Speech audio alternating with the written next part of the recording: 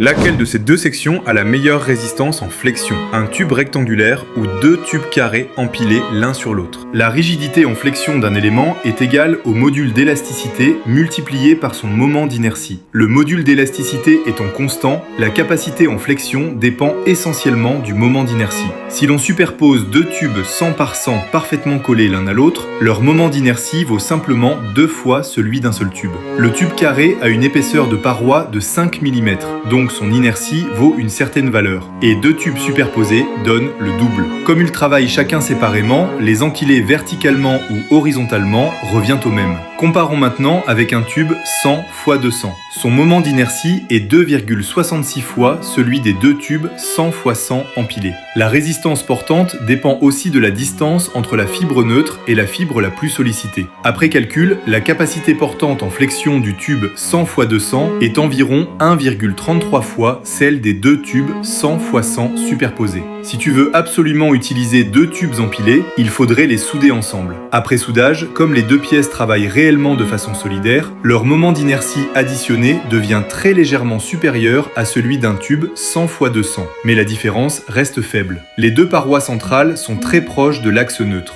Elles n'apportent presque rien, ce qui rend la solution peu efficace et assez gaspilleuse. Et si la soudure est mal réalisée, les deux tubes ne travailleront même pas ensemble, ce qui serait pire qu'un tube unique. C'est pour cela que, dans la pratique, les ingénieurs structure choisissent presque toujours une section monobloc du type 100 par 200.